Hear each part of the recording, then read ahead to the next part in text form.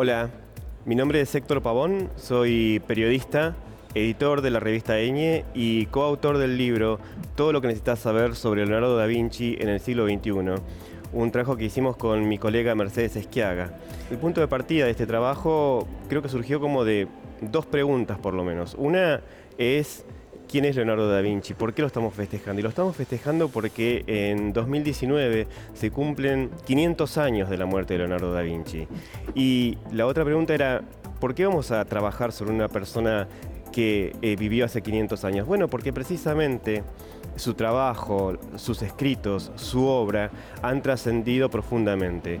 Es un personaje clave del Renacimiento, pero la relectura que se hizo de sus obras y de sus trabajos nos llevan a pensar que lo sigue siendo hoy, lo ha sido en todos estos siglos y cada vez más. Y no solamente en el recuerdo, en la lectura o en el disfrute de sus obras, sino en cómo ha influenciado en distintas artes y también ciencias, porque Leonardo no ha sido solamente el autor de una veintena de obras muy famosas de arte, sino que justamente la característica de haber vivido en el Renacimiento le dio la posibilidad de trascender en distintas áreas. Sabemos que Leonardo no solamente fue pintor, escultor, sino también matemático, físico, biólogo, ecologista, una cantidad de ciencias y disciplinas que lo hacen probablemente uno de los hombres más brillantes en la historia de la cultura y de la ciencia de la humanidad. Leonardo nació y vivió en Italia, fundamentalmente en Florencia. ¿Por qué? Porque Florencia era el corazón de la cultura y de la ciencia de ese entonces. Era el centro del mundo, de algún modo, y es allí donde Leonardo va a formarse en el taller de Verrocchio, donde se va a destacar rápidamente como artista plástico, donde va a superar al maestro y donde va a necesitar independizarse y después prontamente tener su taller. Es así que él se empieza a vincular al poder y tanto en Florencia como en Milán va a trabajar gracias a los aportes y las ayudas de sus mecenas, de la familia de Sforza, por ejemplo, que le da la posibilidad de desarrollar muchos de sus proyectos. Y bueno, es así como Leonardo empieza a vincular el arte y la ciencia. Y esto es justamente lo que lo va a destacar y lo va a elevar por encima de los demás artistas plásticos, porque empieza a tener preocupaciones, empieza a preguntarse por las ciudades, por ejemplo. Y es así donde él solo se forma como arquitecto, donde él solo se forma como ingeniero, algo hoy impensable, pero que una persona de sus características casi geniales hacen que haya podido autoformarse. Leonardo partía con dos problemas, que eran que no sabía latín y que no había estudiado matemática. No saber latín en estos siglos claves era realmente un problema, porque la mayor parte de las obras que circulaban por Europa estaban escritas en latín. Aún así, él puede leer un poco y puede rebuscárselas para acceder al conocimiento, porque tampoco fue a una universidad formal. Iba de taller en taller, formándose, leyendo, buscando información, y eso fue lo que lo hizo vincularse a distintas áreas, ciencias y disciplinas, autoformarse y poder tener esta visión de vincular el arte y la ciencia.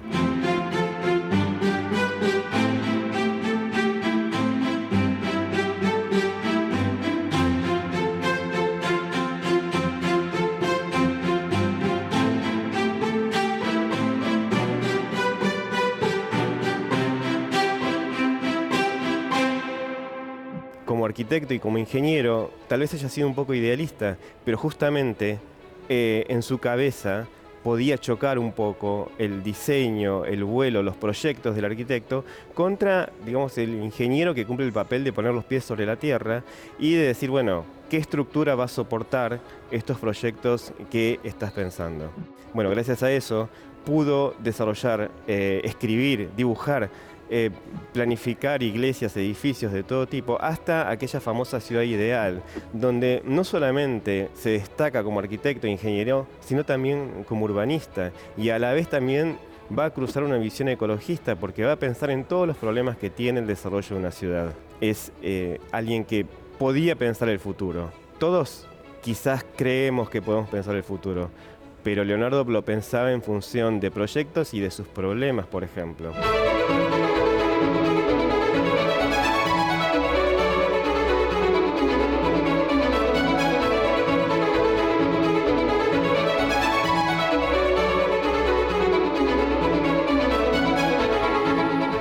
Leonardo es un gran inventor. Ha desarrollado, pensado y dibujado y diseñado entre 200 y 300 inventos. Y entonces él pensaba, por ejemplo, que su sueño era volar. Mezclaba también sus conocimientos de biología y de ecología al admirar, observar y analizar el vuelo de los pájaros. Entonces piensa cómo se hace para volar, construye una hélice, piensa en la máquina de volar, piensa en un paracaídas y se encuentra con un problema clave, que es la energía. Hasta ese momento lo único que podía pensar que se podía hacer para ascender con estas hélices era pedalear. Entonces, bueno, la energía era humana.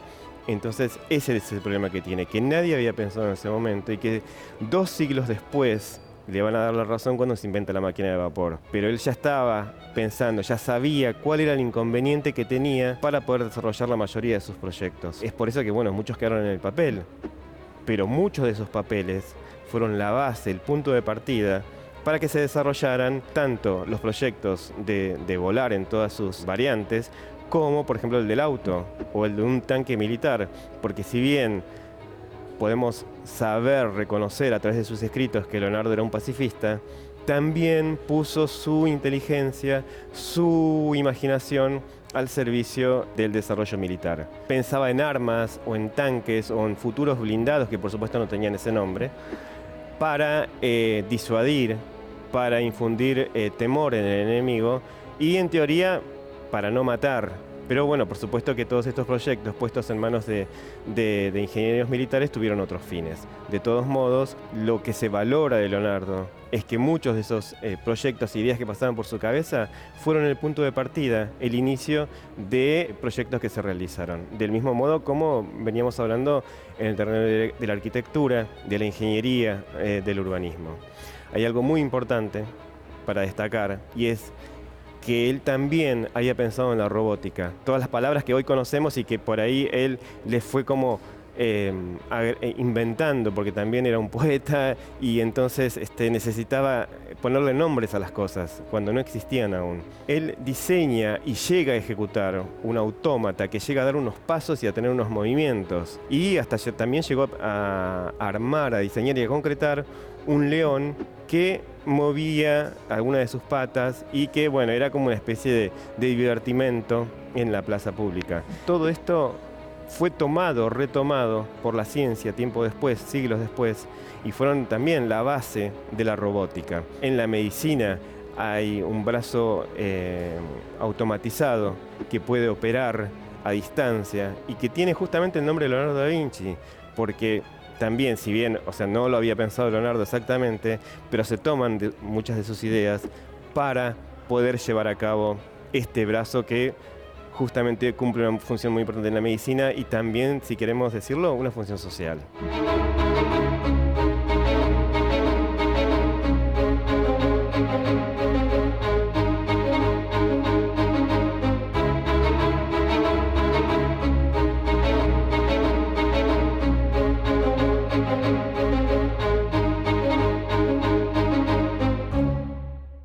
Uno de los puntos importantes que nos preguntábamos con Mercedes Esquiaga cuando estábamos trabajando en este proyecto del libro era cómo ha trascendido, cómo llega al siglo XXI Leonardo da Vinci. Y bueno, ¿quiénes son los Leonardo da Vinci del siglo XXI? Bueno, la verdad es que buscando encontramos muchos ejemplos, algunos más completos que otros. Y hay uno en particular, el más reconocido Leonardo da Vinci del siglo XXI, probablemente del siglo XX y siglo XXI, que es Steve Jobs, el creador de Apple, el creador de un modo distinto y amable, entre comillas, de diseñar, fabricar y trabajar con computadoras. ¿Qué pasa con Jobs? Es un adelantado también, como Leonardo. Empieza a plantearse preguntas mucho más allá de la función técnica de las computadoras. Él le suma esta cuestión de la belleza, digamos, algo que una computadora antes, cuando son creadas, nadie pensaba que tenían que ser lindas o que tenían que tener distintas funciones más allá de las cuales habían sido concebidas. Jobs empieza a pensar esto y le da muchísima importancia al diseño, algo que es clave cuando empieza a cruzar disciplinas y ciencias. Por eso se destaca, por esta iniciativa permanente, por buscar, esta inquietud, porque digamos, hereda esta capacidad de la curiosidad y la observación que son clave en la vida de Leonardo da Vinci. Casualmente o no, ambos tienen como un origen complicado o no claro, digamos, o sea, Leonardo es fruto de una relación entre su padre, que era un señor noble en Florencia, con una campesina que después se sabe que en realidad era una esclava. Y bueno, entonces el padre no lo lleva a Leonardo a vivir con él. Entonces vive un tiempo con la madre, después con el padre, pero con otra madre, pero nunca llega a ser un hijo legítimo, como se decía entonces, de su padre, de la casa de los Da Vinci en ese entonces. Jobs es adoptado, es primero rechazado por una pareja que busca adoptarlo, lo adopta una familia muy humilde y se compromete a darle una formación universitaria. Entra a la universidad, estudia aproximadamente 18 meses, se aburre y se va. Bueno, Da Vinci no fue a la universidad tampoco. ¿Qué cosas le llaman la atención? Bueno, a Jobs le llama la atención la caligrafía, por ejemplo. Qué casualidad, bueno, Da Vinci era un apasionado de la caligrafía y ¿saben lo que hacían? Bueno, escribía en modo especular, es decir, exactamente al revés. Todos sus cuadernos, todos los escritos de Leonardo están escritos al revés, como en un espejo, para que otros no supieran qué estaba escribiendo, cuáles eran sus secretos, sus investigaciones, porque era consciente de que lo leían, lo espiaban y que por ahí alguno le quería robar alguna idea. Jobs no casualmente estudia algo de caligrafía, o por lo menos se interesa, y esto lo va a cruzar con la informática cuando empieza a pensar en tipografías. Ambos confluyen de algún modo en esta inquietud permanente. Jobs murió joven, pero hasta el último día de su vida, bueno, estuvo pensando permanentemente en la evolución, en la revolución de la informática. Y en esta búsqueda de seguir pensando quiénes son los Leonardo del siglo XXI, que como dijimos son muchos y hay en muchas disciplinas y ciencias en todo el mundo y en la historia, podríamos hablar de Einstein, podríamos hablar de muchos otros genios de la música, de las ciencias, del arte. Pero bueno, por ejemplo, vemos así como de repente un chef, como Ferran Adrià, muy famoso, muy conocido en todo el mundo, es llamado el Leonardo da Vinci de la cocina, cosa que por ahí ha molestado tanto a los seguidores de Da Vinci como a otra gente del mundo del arte, como incluso el mundo de la cocina, porque ¿por qué un chef puede ser un Da Vinci? Y sí, lo puede ser porque la innovación, la búsqueda permanente, la revolución en su cocina ha sido algo notorio, como también lo ha sido Björk, por ejemplo, cada vez que ha montado laboratorios científicos para trabajar en sus obras, o lo puede ser Saraceno en el mundo del arte. Son innumerables los casos y realmente es como premiar a todo aquel que es inquieto, que es curioso, que es observador. Y bueno, es una buena forma de homenajear, de conmemorar los 500 años de la muerte de Leonardo da Vinci.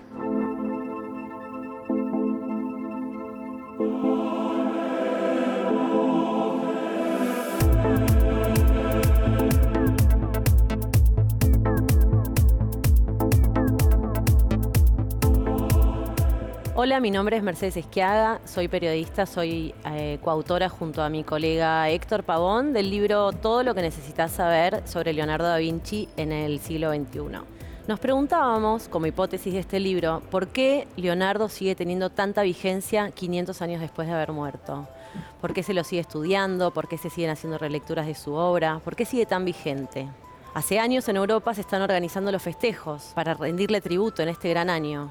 Y es a partir de allí que nosotros quisimos, con este libro, hacer nuestro pequeño aporte y desde la Argentina también, sumarnos a esos homenajes. Así fue que comenzó nuestra investigación. Empezamos a hacer entrevistas, empezamos a buscar libros, empezamos a prestarnos libros, a comprarlos. De a poco mi casa se empezó a llenar, y creo que la casa de Héctor también, de libros, de apuntes, de notas. Hacíamos entrevistas con expertos y con especialistas, algunas llamadas telefónicas desde nuestras casas, otras se hacían en vivo. Y de a poco el nombre de Leonardo da Vinci empezó a sonar cada vez más y más puertas adentro de mi casa. Y en un momento ocurrió algo que me pareció un poco divertido. Mis hijos, curiosos y atentos, venían hasta mi escritorio, donde ellos se iban acumulando los libros, y me decían: «Tomá, mami, esta es la casa donde vivía Leonardo da Vinci», y me traían un dibujito.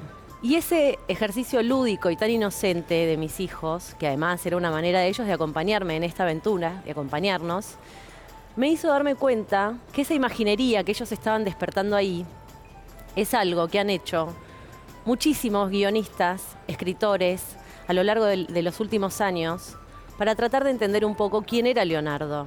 Las ficciones se han tomado todas las licencias posibles para hablar de él, y hay un motivo para entender esto. Leonardo da Vinci dejó miles de manuscritos, conocidos como los códices. En los códices él volcaba todo aquello que lo rodeaba. Dibujar para él era su manera de acercarse al mundo, de conocerlo, de entenderlo. En los códices él estudiaba el vuelo de los pájaros, el cauce de los ríos, la forma de las plantas, diseños para sus inventos. Pero tal como era en esa época, en sus manuscritos hay poco y nada de su vida íntima, de su personalidad, de lo que él hacía. Y es a partir de allí que la ficción se tomó todas estas licencias para presentarlo a Da Vinci desde los más diversos ángulos, ya sea en series televisivas, en dibujos animados, incluso en novelas que se han convertido en bestseller. Pero sí conocemos algunos detalles sobre la vida de Leonardo, un poquito más gracias a Giorgio Vasari, que fue un biógrafo de la época del Renacimiento, que se animó a contar un poco más sobre cómo era Leonardo. Y ahí nos pudimos acercar a algunas facetas de él. Leonardo era un amante de la naturaleza. Hay una anécdota muy romántica que está asociada a él, que es que iba al mercado, en donde vivía, en Florencia, compraba los pájaros que estaban encerrados en jaulas, pagaba para tener esos pájaros, y una vez que los tenía los liberaba y los dejaba volar. Él era un apasionado de los pájaros, principalmente porque su mayor obsesión era la posibilidad del ser humano de volar, algo que no logró en toda su vida. Sin embargo, su pasión por la naturaleza, su preocupación por el agua como un recurso indispensable para la vida, estaba en contra de la matanza de animales y era vegetariano, con lo cual muchísimos ecologistas de la actualidad lo toman como un emblema de su lucha.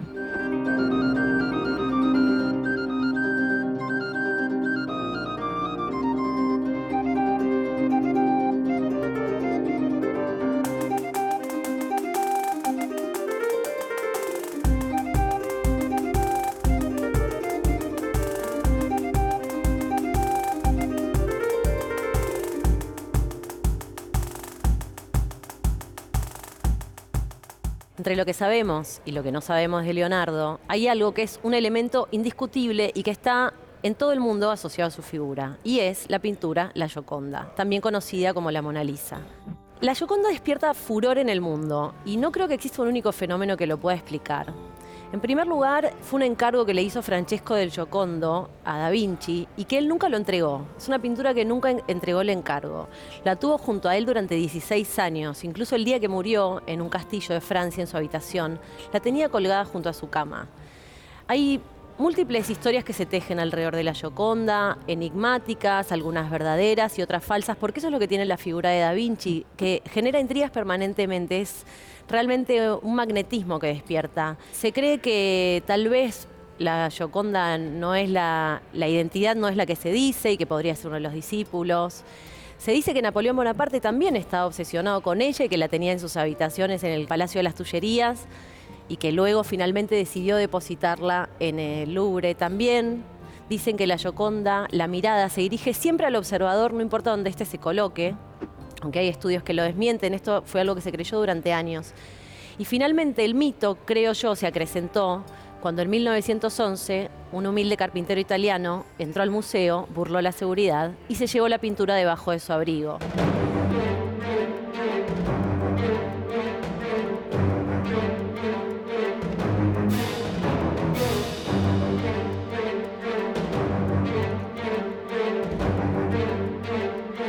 Este engaño, que había sido ideado por un argentino que se llamaba Eduardo de Valfierno, no había hecho más que mandar al pobre carpintero italiano a robar la obra. Pero nunca más lo volvió a contactar. En el medio, llamó a un falsificador para que haga 6 copias exactas de la Mona Lisa. Y luego, una vez difuminadas las noticias en todos los medios de la época, a cada uno de los coleccionistas les hizo creer que les estaba vendiendo la auténtica Mona Lisa. Muchísimos años después, este argentino, oriundo de Rosario, se fue a vivir a Estados Unidos y unos pocos años antes de morir le contó a un periodista estadounidense que era amigo de él, le dijo: te voy a explicar cómo hice la fortuna de mi vida, pero no lo puedes revelar hasta el día que yo muera. Y así fue que muchos años después, alrededor de los años 30, se supo cómo había sido que se gestó aquel robo que tuvo a la Gioconda 2 años fuera de su sede del museo. Años después, el carpintero italiano quiso revenderla y lo arrestaron, terminó en la cárcel y la Gioconda finalmente volvió a su lugar de origen en el Louvre, donde cada año la visitan millones de personas para ir a verla, especialmente para sacarse una selfie junto a ella.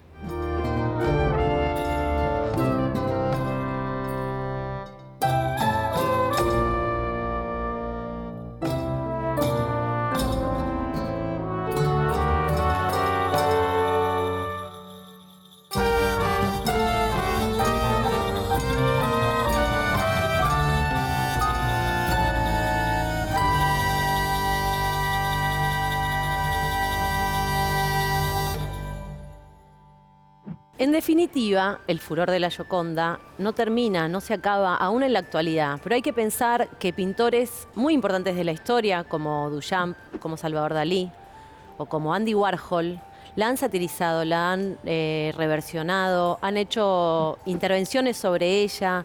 Realmente ha despertado pasiones a lo largo de la historia. Y en la actualidad, en una época en donde estamos atravesados por la tecnología, el ingenio popular no se ha cansado de hacer memes alrededor de la figura de la Gioconda. Cualquier búsqueda rápida en internet demuestra que la Mona Lisa aparece pelada, fumando, con aumento de peso, con la cara de la banda de rock Kiss, hasta con la cara del Pato Donald. Digo, realmente se lo ha mostrado desde los más diversos ángulos. Y ya que hablamos de redes sociales, un tema interesante es lo que señalan algunas universidades. Hay algunos estudios hechos donde indican que el community manager de la actualidad, que como todos saben es la persona encargada de hacer redes de una empresa o institución, algunos estudios dicen que el community manager hoy es el Leonardo da Vinci 2.0. ¿Por qué? Una persona que pueda fusionar la parte analítica con la parte creativa. Es decir, Leonardo 2.0 sería esa figura que sabe fusionar con mucha habilidad lo analítico y lo creativo. Esta fusión no es casual que se le asocie a Leonardo. Leonardo supo ser la esencia perfecta entre arte y ciencia. Esa era su manera de concebir el mundo, era su manera de acercarse al mundo. Lo concebía, el conocimiento, desde la ciencia, pero a través de la belleza, a través de la estética. En la actualidad, muchísimos especialistas de diversas disciplinas siguen estudiando a Leonardo, siguen estudiando su obra y siguen analizándola, porque lo que él propone, esta fusión entre arte y ciencia, podría ser clave para el futuro. El arte, con su enorme potencial para ofrecer nuevas miradas, asociado a la ciencia, podría ayudar a muchísimos investigadores a ver dónde viviremos en el futuro y cómo viviremos. A entender esta gran fusión que traiga ideas novedosas para los seres humanos. En ese sentido, Leonardo lo supo ver antes que nadie. Fue la perfecta fusión entre arte y ciencia. Y eso convierte a Leonardo no solo en un perfecto exponente del Renacimiento, sino también en un ideal exponente del siglo en el que vivimos.